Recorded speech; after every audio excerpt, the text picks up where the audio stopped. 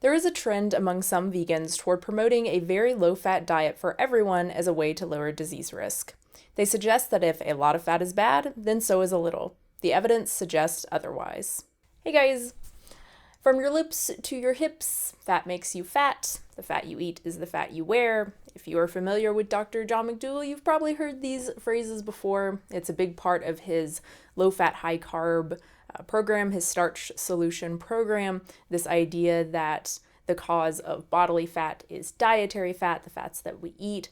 So if you want to be slim and healthy, you need to severely limit your fat intake. But is this actually true? Does the science support the Starch Solution or any other low-fat diet that claims to be the healthiest and most slimming? Is this actually the healthiest and most slimming way to eat?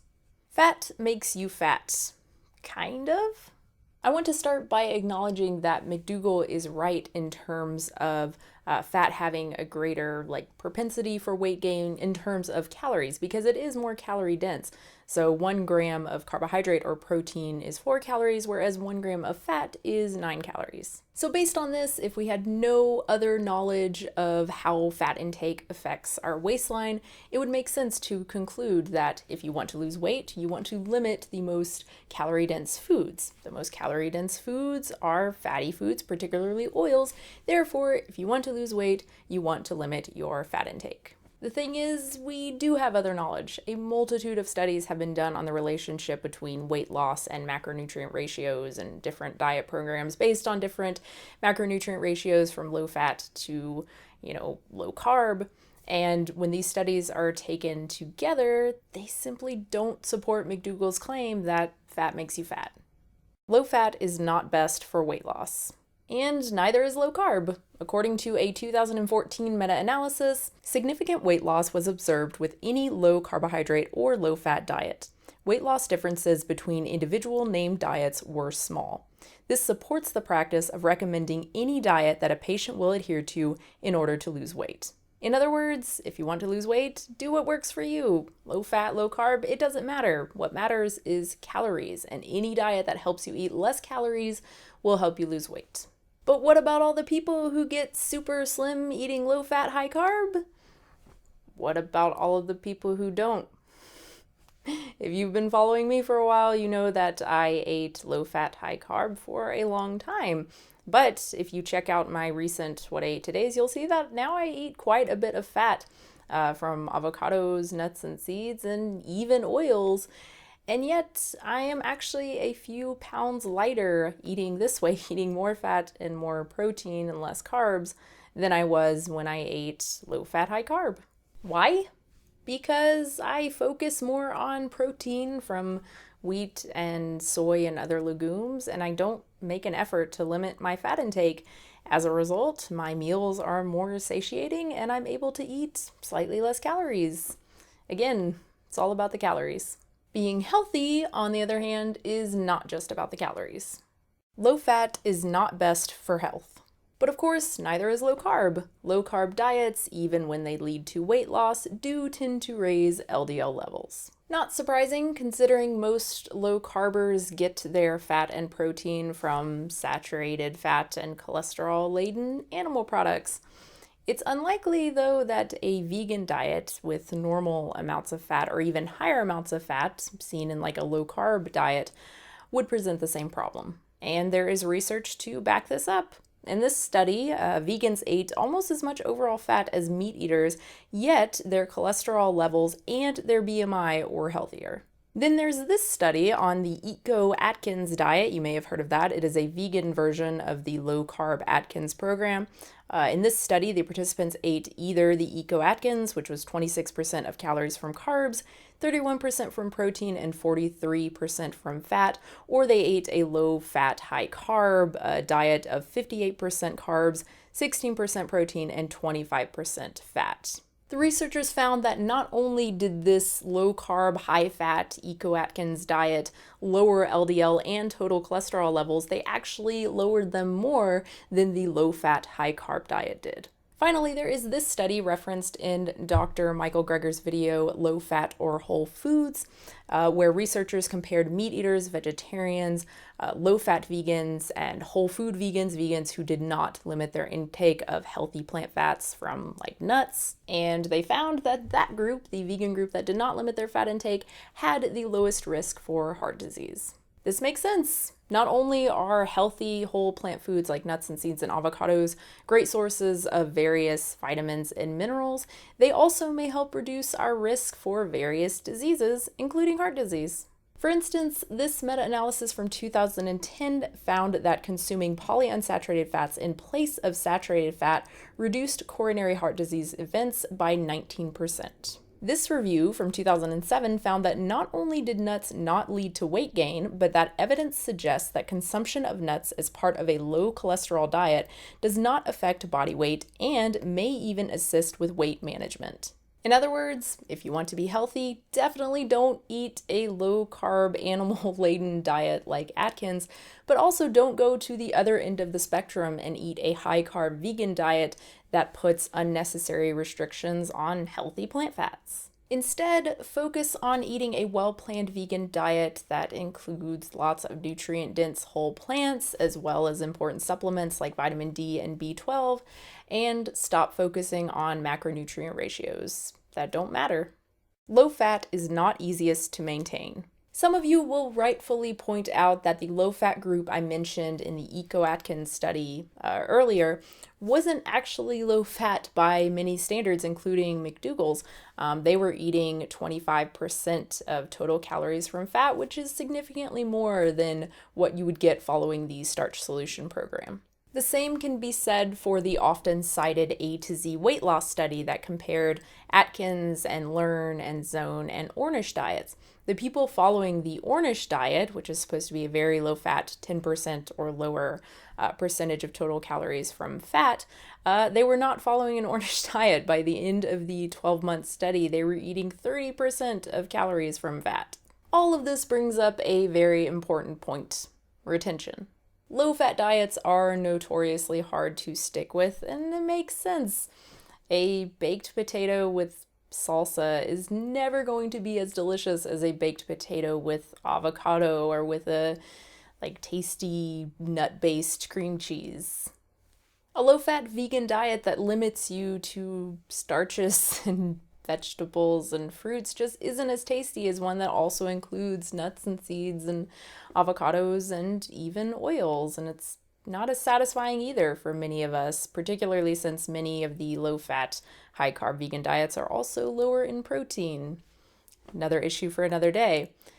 And for what? Again, the evidence is clear that if you want to lose weight, low-fat is not the best way to do it. You don't have to do that at all. And if you want to be healthy, nuts and seeds and avocados should be a regular part of your diet, not an occasional treat, as McDougall recommends. Low fat is bad for veganism. Low-fat diets like the Starch Solution are not the only ones with a retention problem. As I've talked about many times before, veganism has a retention problem. Most people who go vegan will not stay vegan, and unfortunately, it makes sense.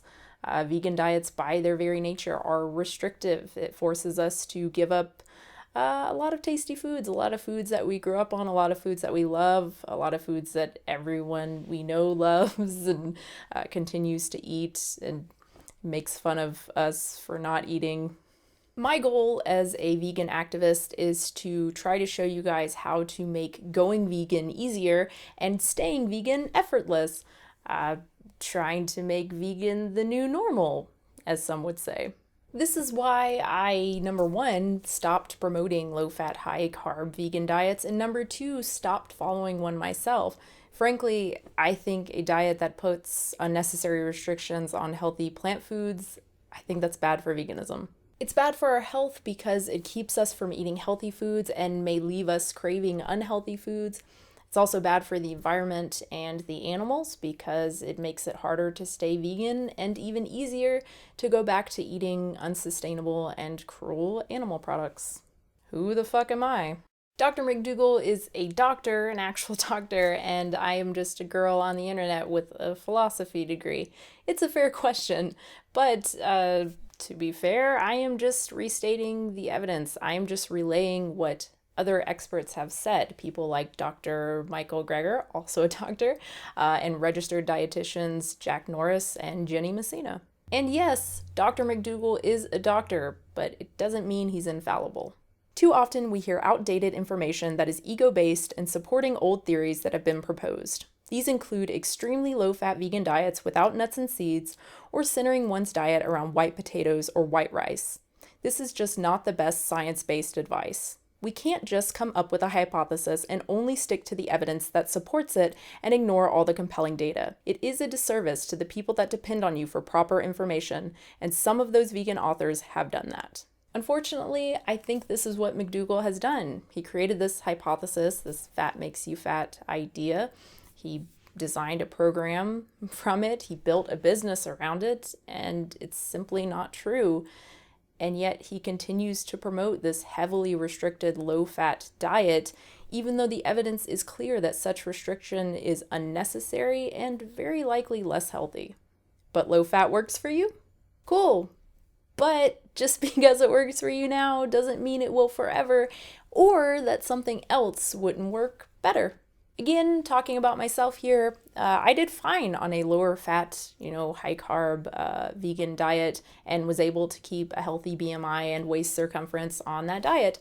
But I do an even better job on a higher protein and higher fat and lower carb vegan diet. I find that, number one, it's much less expensive. As you guys know, I used to eat a lot of fruit. It's more satisfying and it's actually slightly more delicious. But you got healthier eating a low-fat diet? Again, cool. But just because you got healthier eating Starch Solution or some other low-fat program doesn't mean that it was the low-fat aspect of the program that actually made you healthier.